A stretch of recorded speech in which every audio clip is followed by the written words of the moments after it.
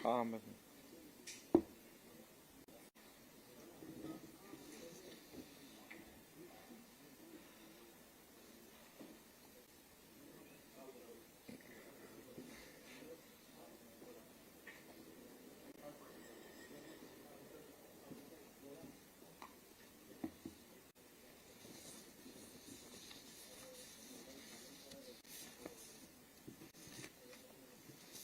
सुरू करूया.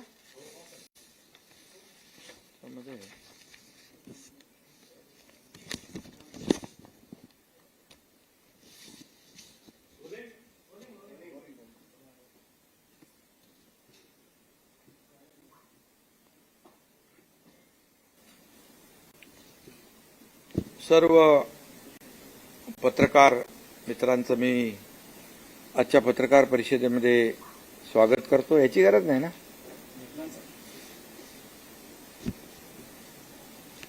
मनोज जरांगे पाटील यांचं उपोषण आज त्यांनी मागे घेतलंय. त्याबद्दल मी मनोज जरांगे पाटील यांचं मनापासून आभार मानतो त्यांचे, आणि त्यांच्या सहकाऱ्यांचे देखील आभार मानतो. आणि सकल मराठा समाजाने शासनाच्या आवाहनाला, विनंतीला मान देऊन हे जे आंदोलन होतं, उपोषण मागे घेतल्याबद्दल मराठा समाजाला देखील मनापासून मी धन्यवाद देतो. यामध्ये जे मुद्दे मनोज जरांगे पाटील यांनी आमच्या शासनाच्या शिष्टमंडळासमोर मांडले, खरं म्हणजे मी शिष्टमंडळातले माजी न्यायमूर्ती मारुतराव गायकवाड साहेब आणि न्यायमूर्ती सुनील सुकरे साहेब यांचं देखील मनापासून अभिनंदन करतो. त्याचबरोबर त्यांच्याबरोबर ॲडव्होकेट हिमांशू सचदेव आणि इतर कायदे तज्ज्ञ या शिष्टमंडळात होते. आणि त्याचबरोबर आमचे मंत्रिमंडळातील सहकारी संदीपान भुमरे, उदय सामंत, धनंजय मुंडे, अतुल सावे, बच्चू कडू, नारायण कुचे यांनी देखील मनोज जरांगे पाटील यांच्याशी चर्चा केली. आम्ही परवाच्या दिवशी मी स्वतः मनोज जरांगे पाटील यांच्याशी फोनवरून चर्चा केली होती. त्यांचे काही मुद्दे होते, त्या बाबतीमध्ये मी देखील त्यांच्याशी बोललो आणि त्यांनी एवढंच सांगितलं की सरकार टिकणारं, कायद्याच्या चौकटीत बसणारं आरक्षण देण्यास कटिबद्ध आहे. आणि ज्या कुणबी दाखले जे आपण मराठवाड्यात देतोय, कुणबी नोंदी ज्या सापडत आहेत, जो आपला 1967चा निर्णय आहे, 2004चा GR देखील आहे की ज्या जुन्या नोंदी आहेत कुणबी, त्यांना आपण कुणबी दाखला देणं, यावर देखील खूप मोठं यश जस्टिस शिंदे कमिटीला मिळालं असं मी त्यांना म्हणालो. जवळपास 13,500 14,000 अशा प्रकारच्या नोंदी आणि दाखले ज्या नोंदी सापडल्यात, ती एक मोठी अचीवमेंट आहे. आणि त्यासाठी जस्टिस शिंदे कमिटीने देखील दिवस रात्र काम केलंय. आणि म्हणून ज्यांनी जेव्हा त्यांना आणखी यामध्ये कुणबी नोंदी सापडणार आहेत असं जे काही खात्री पटल्यानंतर त्यांनी मुदत मागितली. हेही मी मनोज जरांगे पाटील यांच्याशी बोललो आणि मी त्यांना हेही सांगितलं की उद्या आपण जे काही निर्णय घेणार आहोत तो टिकणारा पाहिजे, तो कुठे चॅलेंज होऊ नये. यामध्ये शेवटी तुमची देखील जी काही लीडरशिप आहे, तुमचं जे देखील एक आंदोलनाचं तुम्ही नेतृत्व केलेलं आहे, ते देखील म्हणजे आणि सरकार म्हणून मुख्यमंत्री आणि माझे सर्व सहकारी यांच्याबद्दल देखील समाजामध्ये कुठलाही संभ्रम किंवा कुठलाही किंतु परंतु निर्माण होऊ नये अशा प्रकारचं काम आपण केलं पाहिजे। ही चर्चा झाल्यानंतर काल आमचे सहकारी बच्चू कडू त्या ठिकाणी गेले होते, ते माझ्या संपर्कात होते आणि मी आणि आपले उपमुख्यमंत्री देवेंद्रजी, दुसरे आपले उपमुख्यमंत्री अजितदादा, आम्ही सगळ्यांनी ठरवलं की सरकार शेवटी चर्चेतून आणि संवादातून हा प्रश्न, कुठलाही प्रश्न हा सुटू शकतो आणि चर्चा करण्याची जेव्हा दोन्ही बाजूची तयारी असते त्यावेळेस चर्चेतून मार्ग निघतो आणि म्हणून सरकारने देखील ठरवलं आणि त्याप्रमाणे कायदे तज्ज्ञ देखील गेले, आणि आमचे मंत्री देखील गेले। मला वाटतं ही इतिहासातली पहिली घटना असेल की कायदे तज्ज्ञ एका उपोषण स्थळी आंदोलकांशी बोलण्यासाठी जातात, कारण गायकवाड साहेबांनी जे पहिलं आरक्षण त्यांच्याच अहवालावर आपण दिलं होतं, त्यामुळे गायकवाड साहेबांना पूर्ण याची खडानखडा माहिती होती आणि त्यामुळे मला वाटतं आज हे सर्व चर्चा झाल्यानंतर मनोज जरांगे पाटील यांना देखील जे जस्टिस शिंदे यांनी काम केलेलं, त्यांच्या कमिटीने काम केलेलं, याच्यावर विश्वास आणि त्यांनाही खात्री पटली की खऱ्या अर्थाने सरकार अतिशय गांभीर्याने, प्रामाणिकपणे काम करते आहे आणि म्हणून त्यांनी जे काय मुद्दे उपस्थित केलेले आहेत त्यामध्ये मनुष्यबळ वाढवणं, ते जस्टिस शिंदे कमिटी अधिक सक्षम करणं, त्यांना प्रत्येक जिल्ह्यामध्ये मनुष्यबळ वाढवून देणं, कुठेही त्यांना जी काही यंत्रणा आहे ही सर्व यंत्रणा जी वाढवून देणं, या बाबतीमध्ये त्यांचा मुद्दा अतिशय रास्त आहे आणि त्यानुसार ज्या ज्या ठिकाणी राज्यामध्ये ज्या कुणबी नोंदी आहेत या तपासल्या जातील आणि त्यावर त्यांना कुणबी दाखले देण्याचा जो GR सरकारचा आहे त्याची अंमलबजावणी पूर्णपणे केली जाईल। शेवटी सरकार म्हणून आपण कुठलाही निर्णय असा घाई गडबडीमध्ये घेऊ शकत नाही, त्याला कायदेशीर आव्हान निर्माण होतील, ते कायदेशीर ह्याच्यावर टिकणार नाहीत आणि मग सरकार म्हणून आम्ही कुणाची, मराठा समाजाची किंबहुना इतरही समाजाची कुणाची फसवणूक, फसवणूक करू शकत नाही, करणार नाही आणि सरकार वेळकाढूपणा देखील करणार नाही। आज जी मुदत 2 महिन्याची आहे त्यामध्ये जास्तीत जास्त काम करून या मराठा समाजाला न्याय कसा देता येईल आणि त्याचबरोबर इतर जे काही समाज आहेत या इतर समाजाला त्यांच्यावरही अन्याय न करता जे काम आपल्याला करायचं आहे त्यामध्ये सरकार कुठेही कमी पडणार नाही अशा प्रकारचा निर्णय आज आपण घेतलेला आहे आणि मला वाटतं बाकी तर सगळे मुद्दे आपले तिकडे टीम तिकडे होतीच आणि जे जे काही चर्चा आमचे लोक करत होते आणि मनोज जरांगे पाटील मुद्दे उपस्थित करत होते हे आपल्याला देखील सर्व माहीत आहेत आणि म्हणून या वेळेमध्ये ज्यांच्या नोंदी ज्यांच्या आहेत त्या नोंदी तपासण्याचं काम युद्ध पातळीवर केलं जाईल आणि त्यांना दाखले दिले जातील। त्याचबरोबर दुसरा जो टप्पा आहे जे सुप्रीम कोर्टाचं क्युरेटिव्ह पिटिशन जे आहे याच्यावर देखील आपण काम करतोय आणि सुदैवाने मागच्या निर्णयामध्ये मागे जेव्हा सुप्रीम कोर्टाने मराठा समाजाला आरक्षण देता येणार नाही असा निर्णय घेतला त्यामध्ये देखील काही ज्या त्रुटी आहेत, काही त्याच्यामध्ये कोर्टाची निरीक्षणं आहेत आणि ती देखील पूर्णपणे आपली जी 3 निवृत्त न्यायाधीशांची कमिटी आहे, जस्टिस भोसले, जस्टिस गायकवाड आणि जस्टिस शिंदे यांची कमिटी जी आहे ती काम करते आहे आणि त्याच्यामधले ते जे काही त्रुट्या आहेत त्या सुप्रीम कोर्टाने आता जो काही एक विंडो ओपन केलेला आहे ड्यू प्रोसेसमध्ये ते आमचं म्हणणं ऐकणार आहेत आणि त्यावेळेस तोही मुद्दा त्या ठिकाणी जे मुद्दे आहेत जे मराठा समाज मागास कसा आहे हे सिद्ध करण्याचं काम देखील सरकार करेल।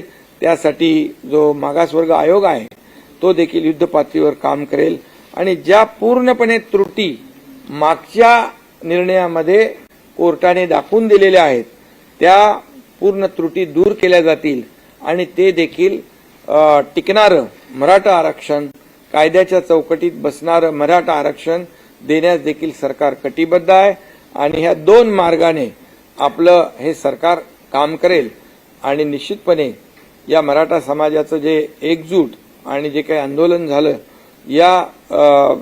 यासाठी सरकार देखील पूर्णपणे या सर्व बाबींवर सर्व यंत्रणा जी आहे, सर्व पूर्ण विभाग जे आहेत, प्रत्येक जिल्हाधिकारी हे सगळ्या लोकांना तशा प्रकारचे निर्देश देता येतील आणि एका जिल्हाधिकाऱ्याकडून त्या जिल्ह्यामध्ये 10 लोक, कमीत कमी 10 लोक तर फक्त याच कामावर त्या या कामाचीच जबाबदारी देण्याचं देखील सरकार काम करेल.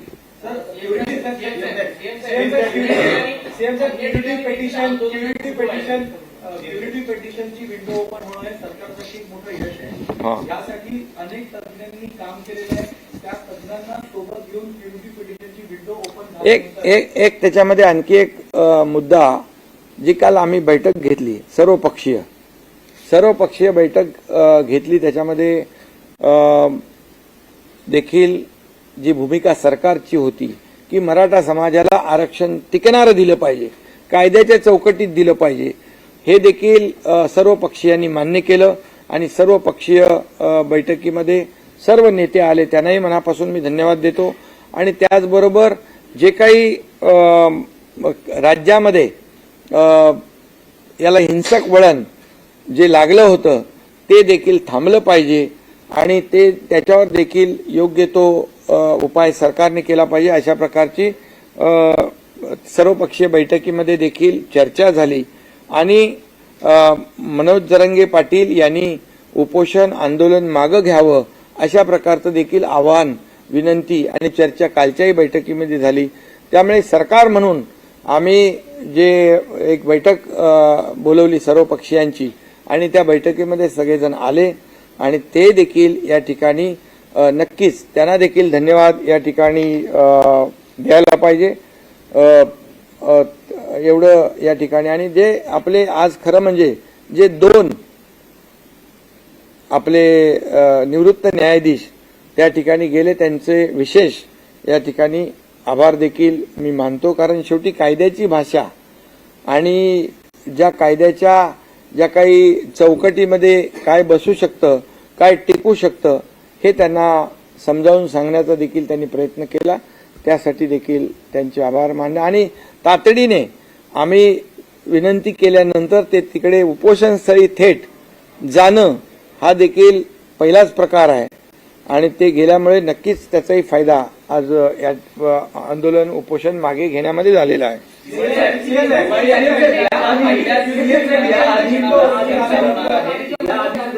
जरांगे पाटील उपोषणाला बसले होते त्यावेळेस तुम्ही भेट दिली होती. उपोषण आंदोलन त्यांनी मागे घेतलं होतं, पुन्हा ते सुरू झालं. हा तात्पुरता दिलासा आहे कारण त्यांनी 2 महिन्यांचा कालावधी दिलेला आहे सरकारला.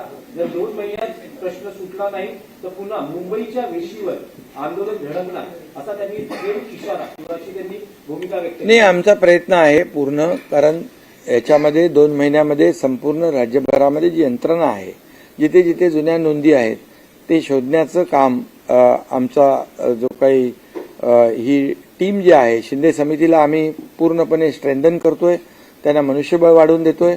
प्रत्येक जिल्ह्यामध्ये आवश्यक ज्या काही बाबी आहेत ते आम्ही करून देऊ आणि त्यामुळे विश्वास आहे की हे काम पूर्ण होईल आणि त्याचं डे टू डे जे काय अपडेट आहे, जी काय प्रोग्रेस आहे, तो देखील जरांगे पाटील, मनोज जरांगे पाटील त्यांनाही आम्ही सांगितलंय की तुम्ही देखील या कमिटीमध्ये आवाहन केलं, विनंती केली की तुमचेही लोक या कमिटीमध्ये असतील तर तेही देखील काही सूचना करू शकतील, काही त्याच्यामध्ये आणखी काही उणिवा असतील तर त्या आम्ही दूर करू शकतो सरकार म्हणून. त्यामुळे मला वाटतं एक अशा प्रकारची वेळ येणार नाही. क्युरिटी पिटिशनची विंडो ओपन होणं सरकारसाठी एक मोठं यश मानलं जातं आणि एक पहिलं पाऊल आहे आरक्षण, टिकणारं आरक्षण देण्यासाठी. पण यामध्ये अनेक तज्ञांनी काम केलेलं आहे. तर सुप्रीम कोर्टात क्युरिटी पिटिशनच्या माध्यमातून टिकणारं आरक्षण देण्यासाठी सरकार यांना एकत्रित घेणार का आणि कसे पाऊल उचलले जाणार? बिलकुल ज्यांनी पूर्वी आरक्षण देण्यामध्ये काम केलेलं आहे, पूर्वी जसं देवेंद्रजी मुख्यमंत्री होते त्यावेळेस आपण आरक्षण दिलं, हायकोर्टामध्ये ते चॅलेंज झालं, पण हायकोर्टामध्ये टिकवण्यासाठी ज्या लोकांनी, ज्या सिनियर काउन्सिल असतील, तज्ज्ञ असतील, या सर्वांनी मदत केली आणि हायकोर्टमध्ये टिकलं. दुर्दैवाने सुप्रीम कोर्टामध्ये ते रद्द झालं. पण अशा वेळेस या सर्व टीमला त्यांचं सहकार्य आम्ही नक्की घेऊ आणि विश्वास आहे, कारण याच्यामध्ये जस्टिस भोसले आहेत, जस्टिस गायकवाड आहेत, जस्टिस शिंदे आहेत आणि निरगुडे आहेत.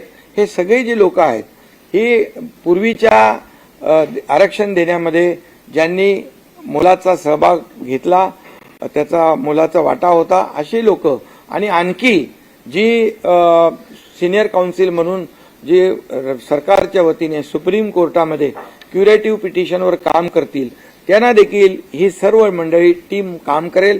एक तर आम्ही कमिटी जाहीर केलेली आहे, जस्टिस भोसले कमिटी, ती सरकारला देखील मार्गदर्शन करेल आणि क्युरेटिव्ह पिटिशनच्या संदर्भात देखील जे काही आवश्यक आहे त्याची ते मदत करतील. जस्टिस शिंदे कमिटी आहे, त्याला देखील ती मदत करेल. म्हणजे दोन बाजूनी आपण हे न्याय देण्याचं काम करतो. आंदोलन मोठ्या प्रमाणात झाली होती. जे गंभीर स्वरूपाचे गुन्हे नाही आहेत ते मागे घेण्याचा सरकार विचार करणार आहे. गंभीर स्वरूपाचे जे गुन्हे नाहीत आणि जे लोकशाहीमध्ये आपण आंदोलन ज्या पद्धतीने करतो, असे जे काही गुन्हे आहेत ते आमच्या शिष्टमंडळाने त्यांना शब्द दिलेला आहे. सरकार देखील जे अगोदर म्हणजे जरांगे पाटील जेव्हा अगोदरच्या वेळेस उपोषणाला बसले होते त्यावेळेस देखील काही गुन्हे दाखल झालेले आहेत, त्यांची गुन्ह्याची पडताळणी करून आपण ते गुन्हे. महत्वाचा प्रश्न होता तो कायदा सुव्यवस्थेचा आणि काही मराठा समाजाचे जे लोक होते ते आत्महत्या देखील करत होते. आजही अनेक ठिकाणी आंदोलन सुरू आहेत आणि आत्महत्येचे प्रमाण सुरू आहे. त्या संदर्भात नाही, मी तर यापूर्वी देखील आवाहन केलंय, विनंती केली आहे. खरं म्हणजे मराठा समाजाचे तरुण सरकार प्रामाणिकपणे काम करत असताना सरकार नकारात्मक असतं तर हे पाऊल उचलणं ठीक होतं. मी आज पुन्हा मराठा समाजाच्या तरुणांना, नागरिकांना देखील एक विनंती वजा आवाहन करतो की आपण टोकाचं पाऊल उचलू नका आत्महत्येसारखं, कारण शेवटी आपल्या मुलाबाळांची परिस्थिती त्यांना वाऱ्यावर सोडता येणार नाही आणि आपला परिवार जो आहे, कुटुंब आहे, त्यालाही वाऱ्यावर सोडू नका. आणि सरकार पूर्णपणे मराठा समाजाला आरक्षण टिकणारं, कायद्याची चौकटीत बसणारं देण्यास कटिबद्ध आहे, जबाबदारी आहे आणि त्याप्रमाणे आम्ही कामही करतोय. त्याचे रिझल्ट देखील आपल्या समोर आलेले आहेत. 2 लेवलला आम्ही काम करतोय. त्यामुळे मराठा समाजाने संयम राखणं आवश्यक आहे आणि तरुणांनी देखील संयम राखणं आवश्यक आहे. खरं म्हणजे काही ठिकाणी दुर्दैवी घटना घडलेल्या आहेत, काही ठिकाणी म्हणजे या आंदोलनाला गालबोट देखील काही लोकांनी लावलेला आहे. परंतु मनोज जरांगे पाटील यांचं म्हणणंच आहे की जे कोणी अशा प्रकारचे ज्यांनी गुन्हे जाणीवपूर्वक केलेले आहेत, म्हणजे जाळपोळीच्या घटना असतील, तोडफोडीची घटना असतील, लोकांवर हल्ले असतील, तर ते मराठा समाजातले आंदोलक होऊ शकत नाहीत. त्याच्यावर नक्की पोलीस आणि गृह विभाग जो आहे तो काम करतो आहे. कायदा सुव्यवस्था राखणं हे देखील सरकारचं, शासनाचं काम आहे आणि त्याला सहकार्य करणं हे देखील आंदोलक कोणी असतील, नागरिक कोणी असतील, त्यांचंही काम आहे. दिवाळी अधिवेशनाच्या पहिल्या दिवशी मराठा आरक्षणासंदर्भात चर्चा करावी अशी मागणी केली आहे. हा, बिलकुल चर्चा काय, आता चर्चा आपण तर कामच करतोय, चर्चेला काही बंदी नाहीये. आणि जे काही आपण सरकारची भूमिका प्रामाणिक आहे, सरकारचा हेतू प्रामाणिक आहे आणि त्या प्रामाणिकपणेचं उदाहरण देखील आपल्याला जस्टिस शिंदे कमिटीच्या माध्यमातून मिळालेलं आहे. त्यामुळे सरकार संपूर्णपणे कुठल्याही परिस्थितीमध्ये सगळ्या बाजूने सरकार तयार आहे. मराठा समाजाला मराठा समाजाला सरसकट कुणबी प्रमाणपत्र किंवा सरसकट आरक्षण द्यावं ही जरांगे पाटलांची प्रमुख मागणी आहे. नाही, तुम्ही असं कुठेतरी भरकट होऊ नका. कारण जे आता त्यांनी सांगितलेलं आहे की ज्यांच्या नोंदी आहेत कुणबी त्यांना तुम्ही तात्काळ युद्ध पातळीवर दाखले देण्याचं काम करा आणि या बाबतीमध्ये प्रत्येक जिल्ह्यामध्ये 10 लोक अधिकचे द्या आणि हे काम युद्ध पातळी 2 महिन्यामध्ये पूर्ण करा आणि तशा प्रकारचं आश्वासन आमच्या लोकांनी दिलेलं आहे.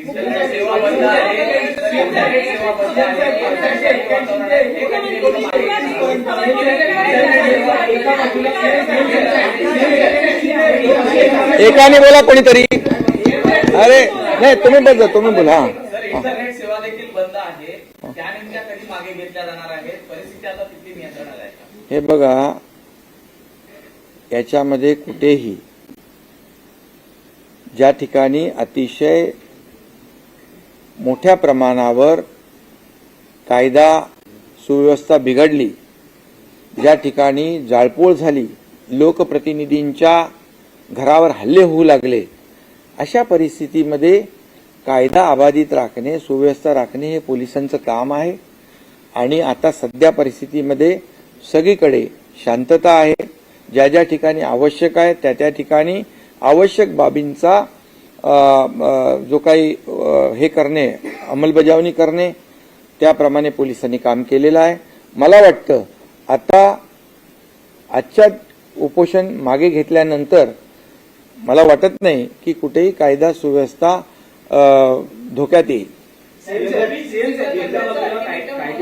पाटील यांनी दिलेला आहे 24 डिसेंबर पर्यंत, तर आपल्याला किती आत्मविश्वास आहे की 24 डिसेंबर नाही, आता 2 जानेवारी पर्यंत परत 24 डिसेंबर गेले.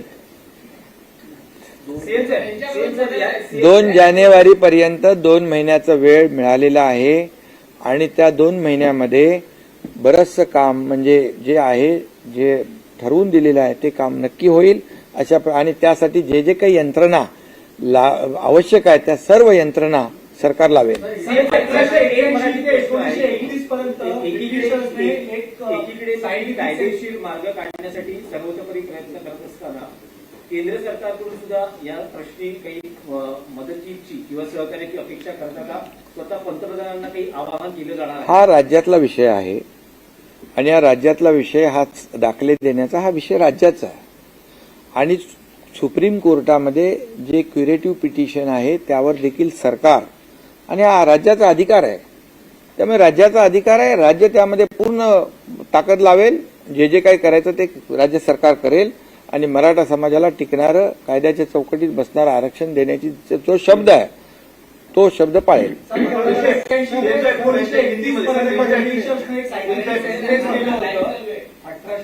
ते 1921 पर्यंत ब्रिटिशांनी सायंटिफिक सेन्सस केलं होतं, त्याचे गॅजेट आता अवेलेबल असतात. आता ह्याच्यामध्ये जस्टिस शिंदे काम करते, त्यांनी त्याचं काम दाखवलंय. 13,500 दाखले कुणबी नोंदी मिळालेल्या आहेत, त्यामुळे त्यांना विश्वास आहे. आणखी याची व्याप्ती आपण वाढवलेली आहे. त्यामुळे मला वाटतं त्यांच्या समितीच्या अंतर्गत याच्यावर आपण न बोललेलं ठीक आहे. हा, हिंदी बोला.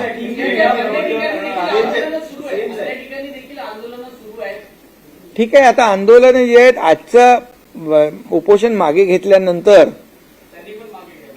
सगळ्यांनाच आवाहन केलेलं आहे की आज सगळ्यांना मी आवाहन करतो, विनंती करतो. समोर दिवाळी आहे, मुलांच्या शाळा आहेत, सगळेच आज संकटात आहेत. तुमची पत्रकारांची पण दिवाळी आहे, सगळ्यांचीच आहे. त्यामुळे तुम्ही पण जरा मी पुन्हा एकदा सांगतो की हा लोकशाहीतला 4था स्तंभ आहे. जशी सरकारची जबाबदारी आहे राज्यामध्ये शांतता, कायदा सुव्यवस्था राखणं, तशीच देखील आपल्या सगळ्यांची आहे. त्यामुळे मला वाटतं आपल्या सगळ्यांचं सहकार्य एक सकारात्मक बाबीतून आपण पुढे गेलो तर नक्की आणि चर्चेतून मार्ग निघतो. यासाठी सरकारने चर्चा सुरू केली. मी आणि दोन्ही आमच्या उपमुख्यमंत्र्यांनी आमच्या शिष्टमंडळाला पाठवलं, कायदेशीर जे तज्ज्ञ आहेत त्यांनाही पाठवलं आणि मला वाटतं मार्ग निघालेला आहे. तुम्ही देखील याकडे सकारात्मक दृष्टीने बघा तर बरं होईल.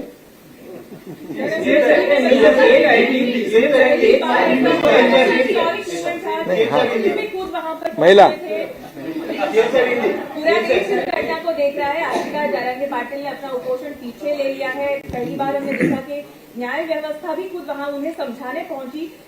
2 महीने का जो मोहलत उन्होंने दी है, क्या कुछ सरकार इसमें करेगी? ये न्याय देने वाली सरकार है, ये सर्व सामान्य मानुष की सरकार है, ये आम आदमी की सरकार है। ये जाहिर हुआ है आज।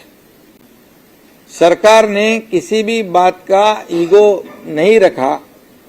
सरकार और न्याय व्यवस्था जिन्होंने पहला आरक्षण दिया था, गायकवाड़, जस्टिस गायकवाड़, वो खुद जस्टिस सुक्रे और हमारी टीम को लेकर वहां पहुंचे। ये पहली बार हुआ है, ये पहली बार हुआ है। और जब मैंने मनोज जरांगे पाटिल जब उनसे बात की, बात करने के बाद जब चर्चा शुरू हुई, हमारे सहयोगी बच्चू कड़ू वहां गए, कल उनसे वार्तालाप हो गया। इसके बाद जो जो आवश्यक चीजें थी उनको समझने की, कानून के दायरे में क्या हो सकता है, लीगली क्या हो सकता है, इसलिए मैं इनको, हमारे जस्टिस गायकवाड़, जस्टिस सुक्रे साहब को और उनके दूसरे हिमांशु सचदेव, इनको धन्यवाद देना चाहता हूं कि हमारी विनती के अनुसार वो वहां पर पहुंचे। ये पहली बार हुआ है और इससे साबित होता है कि ये सरकार जो है कोई भी अड़ेल भूमिका नहीं लेती है। ये सरकार सकारात्मक काम करना चाहती है और सभी लोगों को विश्वास में लेकर निर्णय लेना चाहती है। ऐसा काम करने का तरीका हमारी सरकार का है और इसलिए चर्चा हुई। हमारे मंत्री वहां पर गए और पहले तो ये कानून मतलब जो न्याय व्यवस्था जिनको पता है वो टीम पहुंची। उन्होंने उनकी जो प्रश्न थे, जो शंका थी, उसे दूर करने का काम किया और फिर हमारी दूसरी टीम वहां पर मंत्री जी की गई और इसमें से अच्छा एक आउटकम आया है। ये मनोज जरांगे पाटिल, इन्होंने अपना अनशन, उपोषण जो है पीछे लिया है। मैं उनको धन्यवाद देना चाहता हूं और मैं उनके सहयोगी जो है उनको भी धन्यवाद देना चाहता हूं। पूरे सकल मराठा समाज को भी धन्यवाद दूंगा क्योंकि सरकार ने जो उनको आह्वान किया था, उनको अनशन पीछे लेने का, आंदोलन का पीछे लेने का आह्वान, विनती की थी, इसलिए उनको भी मैं बहुत बहुत धन्यवाद देना चाहता हूं। और कल जो सर्वपक्षीय सर्वदलीय बैठक हुई उसमें भी एक मत हो गया कि ये सरकार जो कानून के दायरे में बैठने वाला टिकाऊ जो आरक्षण देना है उसके ऊपर एक मत हुआ और मनोज जरांगे पाटिल जी ने आंदोलन पीछे लेना, उस पर भी एक मत हुआ है और कानून व्यवस्था राज्य में बनाए रखने की आवश्यकता है, इसमें भी एक मत हुआ। इसलिए मैं सभी विपक्ष दलों के नेताओं को भी धन्यवाद देना चाहता हूँ।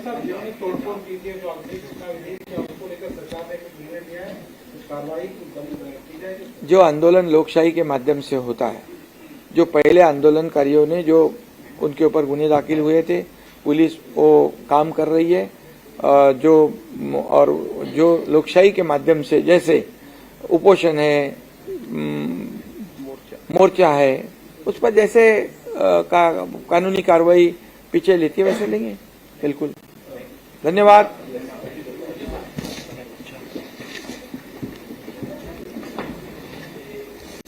हे जरा बंद करू।